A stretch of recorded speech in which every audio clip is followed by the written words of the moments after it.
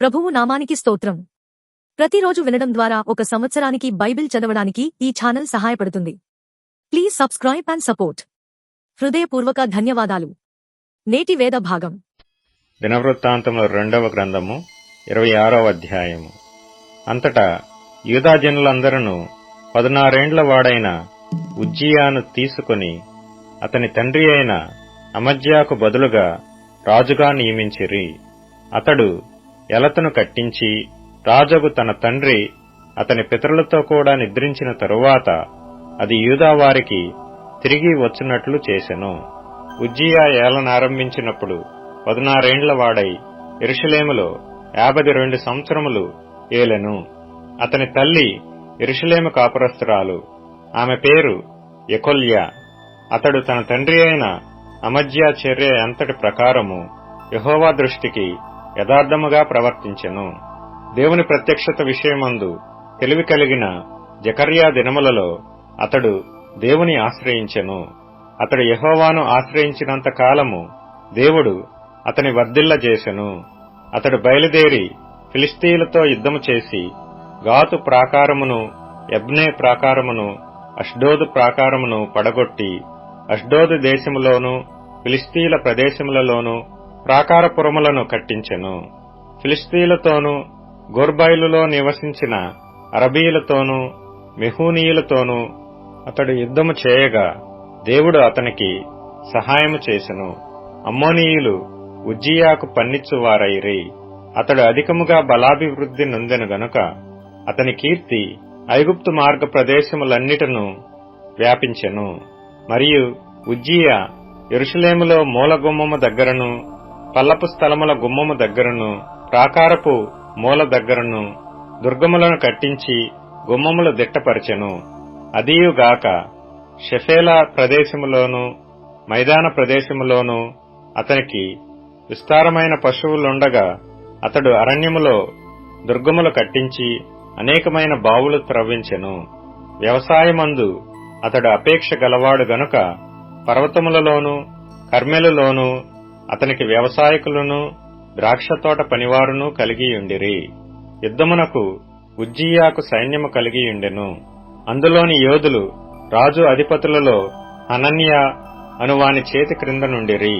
ఖజానాదారుడగు మైసేయాయు ప్రధానమంత్రియగు యెహీయేలును వారి లెక్క ఎంతైనది చూచి వారిని పటాలముగా ఏర్పరచువారైయుండిరి. వారి పితరుల ఇండ్ల పెద్దల సంఖ్యను బట్టి పరాక్రమశాలులు 2600 మంది అయిరి. రాజునకు సహాయము చేయుటకై శత్రువులతో యుద్ధము చేయుటయందు పేరు పొందిన పరాక్రమశాలులైన 3,07,500 మంది గల సైన్యము వారి చేతి క్రింద ఉండెను. ఉజ్జియా ఈ సైన్యమంతటికి డాళ్లను, ఈటెలను, శిరస్త్రాణములను, కవచములను, విల్లులను, వడిసెలలను చేయించెను. మరియు అతడు అంబులనేమి పెద్దరాళ్లనేమి ప్రయోగించుటకై ఉపాయశాలులు కల్పించిన యంత్రములను యెరూషలేములో చేయించి దుర్గములలోనూ బురుజులలోనూ ఉంచెను. అతడు స్థిరపడు వరకు అతనికి ఆశ్చర్యకరమైన సహాయము కలిగెను గనుక అతని కీర్తి దూరముగా వ్యాపించెను.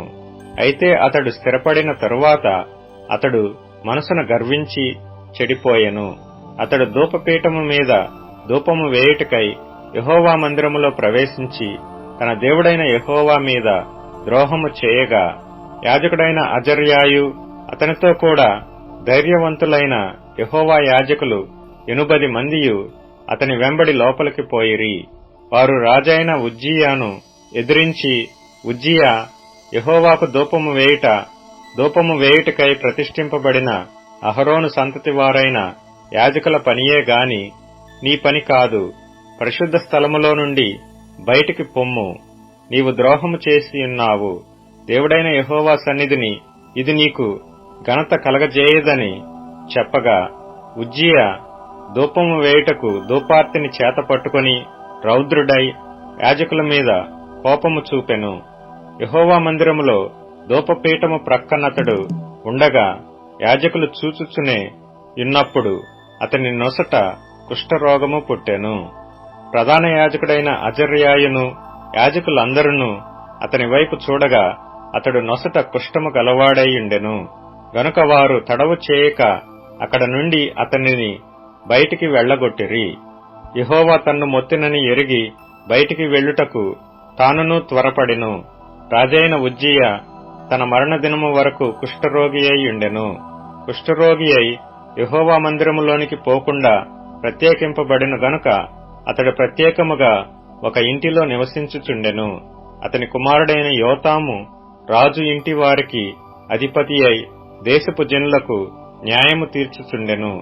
ఉజ్జియా చేసిన ఇతర కార్యములను గూర్చి ఆమోజు కుమారుడును ప్రవక్తయునైన యెషయా వ్రాసెను. ఉజ్జియా తన పితరులతో కూడా నిద్రించెను. అతడు కుష్ఠరోగి అని రాజుల సంబంధమైన శ్మశాన భూమిలో అతని పితరుల దగ్గర అతని పాతిపెట్టిరి. అతని కుమారుడైన యోతాము అతనికి బదులుగా రాజా అయెను. దినవృత్తాంతముల 2వ గ్రంథము 27వ అధ్యాయం. యోతాము ఏలనారంభించినప్పుడు 25 ఏండ్ల వాడై యెరూషలేములో 16 సంవత్సరములు ఏలెను. అతని తల్లి సాదోకు కుమార్తె, ఆమె పేరు యెరూషా. యెహోవా మందిరములో ప్రవేశించుట తప్ప అతడు తన తండ్రి అయిన ఉజ్జియా యొక్క చర్య ఎంతటి ప్రకారము చేయిచు యెహోవా దృష్టికి యథార్థముగానే ప్రవర్తించెను. అతని కాలంలో జనులు మరింత దుర్మార్గముగా ప్రవర్తించుచుండిరి. అతడు యెహోవా మందిరపు ఎత్తు ద్వారమును కట్టించి ఓపెలు దగ్గరనున్న గోడ చాలా మట్టుకు కట్టించెను. మరియు అతడు యూదా పర్వతములలో ప్రాకారపురములను కట్టించి అరణ్యములలో కోటలను దుర్గములను కట్టించెను. అతడు అమ్మోనీయుల రాజుతో యుద్ధము చేసి జయించెను గనుక అమ్మోనీయులు ఆ సంవత్సరము అతనికి 200 మణుగుల వెండిని, 10,000 కొలల గోధుమలను, 10,000 కొలల యవలను ఇచ్చిరి. ఈ ప్రకారముగా అమ్మోనీయులు మరు సంవత్సరమును 3వ సంవత్సరమును అతనికి చెల్లించిరి. ఈలాగున యోతాము తన దేవుడైన యెహోవా దృష్టికి యథార్థముగా ప్రవర్తించి బలపరచబడెను. యోతాము చేసిన ఇతర కార్యములను గూర్చియు అతడు చేసిన యుద్ధములన్నిటినీ గూర్చియు అతని చర్యను గూర్చియు ఇశ్రాయేలు యూదా రాజుల గ్రంథమందు వ్రాయబడి ఉన్నది. అతడు ఏలనారంభించినప్పుడు 25 ఏండ్ల వాడై యెరూషలేములో 16 సంవత్సరములు ఏలెను. యోతాము తన పితరులతో కూడా నిద్రించెను. అతడు దావీదు పట్టణమందు పాతిపెట్టబడెను. అతని కుమారుడైన ఆహాజు అతనికి బదులుగా రాజా అయెను. లూకా సువార్త 22వ అధ్యాయం.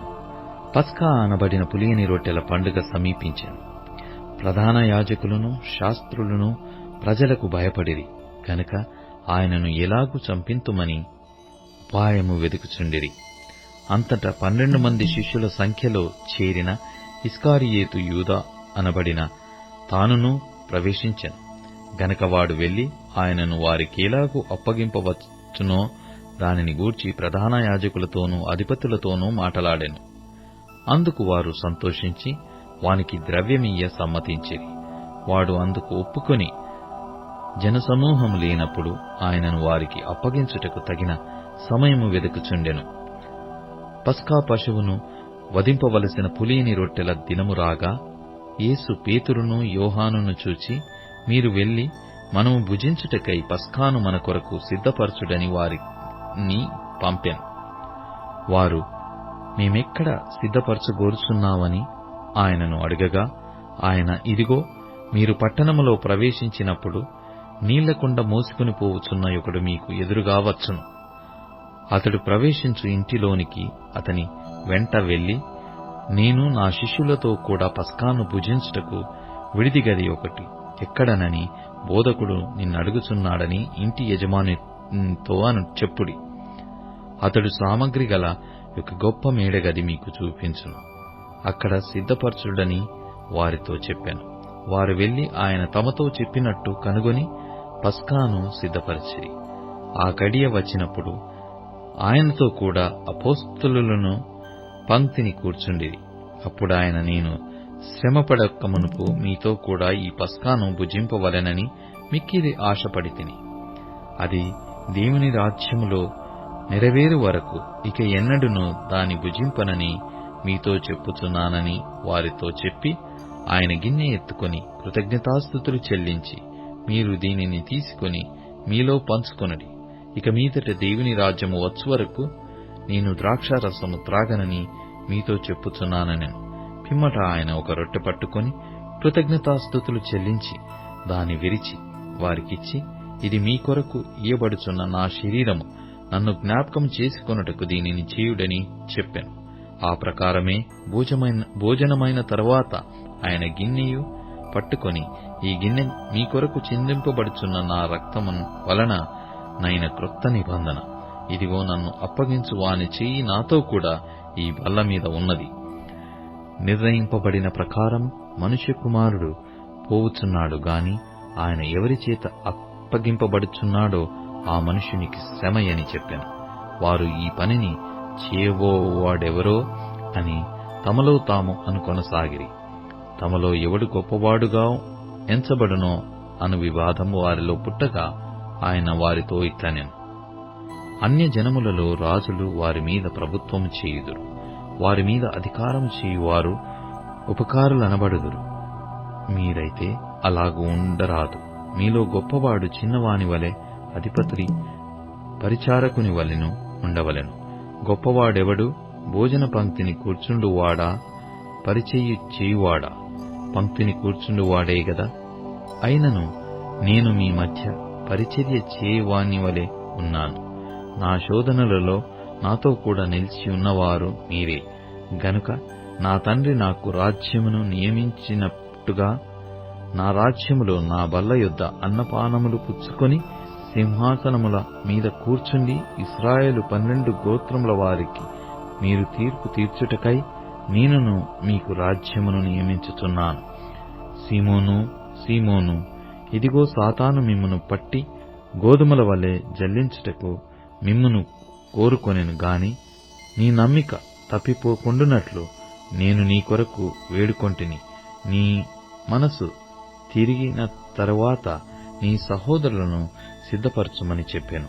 అయితే అతడు, ప్రభువా, నీతో కూడా చెరలోనికి మరణమునకును వెళ్ళుటకు సిద్ధముగా ఉన్నానని ఆయనతో అనగా, ఆయన పేతురు, నీవు నన్నెరగనని ముమ్మారు చెప్పుదు వరకు నేడు కోడి కూయదని నీతో చెప్పుచున్నానెను. మరియు ఆయన సంచియు జాలెయు చెప్పులను లేకుండా నేను మిమ్మును పంపినప్పుడు మీకు ఏమైనను తక్కువాయనా అని వారిని అడిగినప్పుడు వారు ఏమీ తక్కువ కాలేదనిది. అందుకాయన, ఇప్పుడైతే సంచి గలవాడు సంచియు జాలెయు తీసుకొని పోవలెను, కత్తి లేనివాడు తన బట్టనమ్మి కత్తి కొనుక్కొనవలెను. ఆయన అక్రమకారులలో ఒకడుగా ఎంచబడెను అని వ్రాయబడిన మాట నాయందు నెరవేరవలసియున్నది.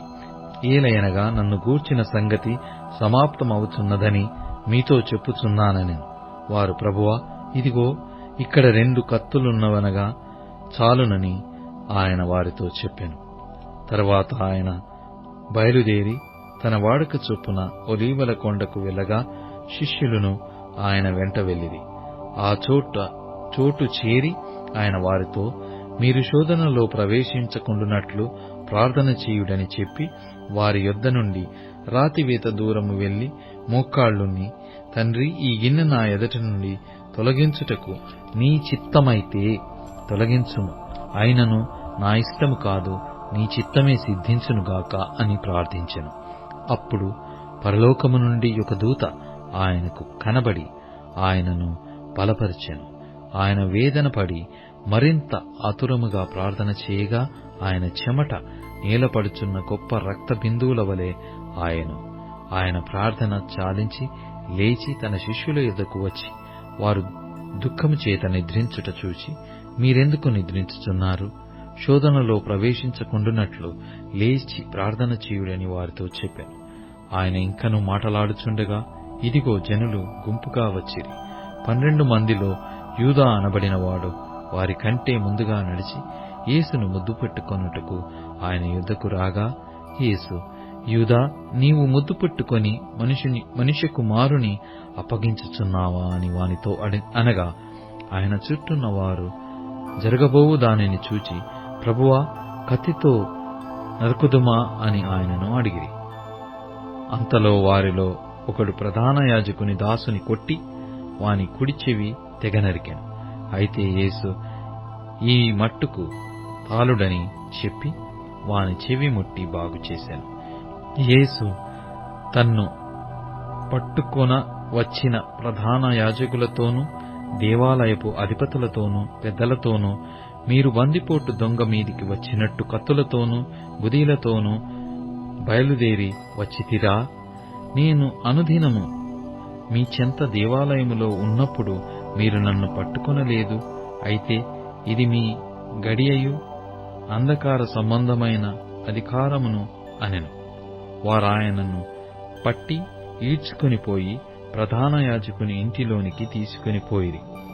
పేతురు దూరముగా వారి వెనుక వచ్చుచుండెను. అంతట కొందరు నడుముంగిట మంట వేసి చుట్టూ కూర్చుండినప్పుడు పేతురును వారి మధ్య కూర్చుండెను. అప్పుడొక చిన్నది ఆ మంట వెలుతురులో అతడు కూర్చుండుట చూచి అతని తేరి చూచి, వీడును అతనితో కూడా ఉండెనని చెప్పెను. అందుకు పేతురు, అమ్మాయి, నేనతని నెరుగననెను. మరికొంతసేపటికి మరి ఒకడు అతని చూచి, నీవును వారిలో ఒకడవనగా పేతురు, ఓయి, నేను కాననెను. ఇంచుమించు ఒక గడియ అయిన తరువాత మరి ఒకడు, నిజముగా వీడును అతనితో కూడా ఉండెను, వీడు గలిలయుడని దృఢముగా చెప్పాను. అందుకు పేతురు, ఓయి, నీవు చెప్పినది నాకు తెలియదనెను. అతడింకను మాటలాడుచుండగా వెంటనే కోడి కూసెను. అప్పుడు ప్రభువు తిరిగి పేతురు వైపు చూచెను గనక పేతురు, నేడు కోడి కూయక మునుపు నీవు ముమ్మారు నన్ను ఎరగనందు అని ప్రభువు తనతో చెప్పిన మాట జ్ఞాపకం చేసుకుని వెలుపలికి పోయి సంతాపపడి ఏడ్చెను. యేసును పట్టుకొనిన మనుష్యులు ఆయనను అపహసించి కొట్టి ఆయన ముఖము కప్పి, నిన్ను కొట్టిన వాడెవడో ప్రవచింపుమని ఆయనను అడిగిరి. ఆయనకు విరోధముగా ఇంకను అనేక దూషణ వచనములాడిరి. ఉదయము కాగానే ప్రజల పెద్దలను ప్రధాన యాజకులను శాస్త్రులను సభకూడి ఆయనను తమ మహాసభలోనికి తీసుకుని పోయి, నీవు క్రీస్తువైతే మాతో చెప్పుమనిరి. అందుకాయన, నేను మీతో చెప్పిన ఎడల మీరు నమ్మరు. అదియుగాక నేను మిమ్మును అడిగిన ఎడల మీరు నాకు ఉత్తరము చెప్పరు. ఇది మొదలుకొని మనుష్య కుమారుడు మహాత్మ్యము గల దేవుని కుడి పార్శ్వమున ఆసీనుడగునని వారితో చెప్పాను. అందుకు వారందరూ, అట్లయితే నీవు దేవుని కుమారుడవా అని అడగగా ఆయన, మీరన్నట్టు నేనే ఆయనను అని వారితో చెప్పాను. అందుకు వారు, మనకిక సాక్షులతో పని ఏమి? మనము అతని నోటి మాట వింటిమి గదా అని చెప్పిరి. కీర్తనల గ్రంథము నుండి 10వ కీర్తన. యెహోవా, నీవెందుకు దూరముగా నిలుచుచున్నావు? ఆపత్కాలములలో నీవెందుకు దాగియున్నావు? దుష్టుడు గర్వించి దీనుని వడిగా తరుముచున్నాడు. వారు యోచించిన మోసక్రియలలో తామే చిక్కుకొందురుగాక. దుష్టులు తమ మనోభిలాషను బట్టి అతిశయపడుదురు. లోభులు యెహోవాను తిరస్కరింతురు. దుష్టులు పొగరెక్కి యెహోవా విచారణ చేయడనుకొందురు. దేవుడు లేడని వారెల్లప్పుడు యోచించుదురు. వారెల్లప్పుడు భయము మానుకొని ప్రవర్తింతురు. నీ న్యాయ విధులు ఉన్నతమైనవై వారి దృష్టికి అందకుండును. వారు తమ శత్రువులనందరినీ చూచి తిరస్కరింతురు.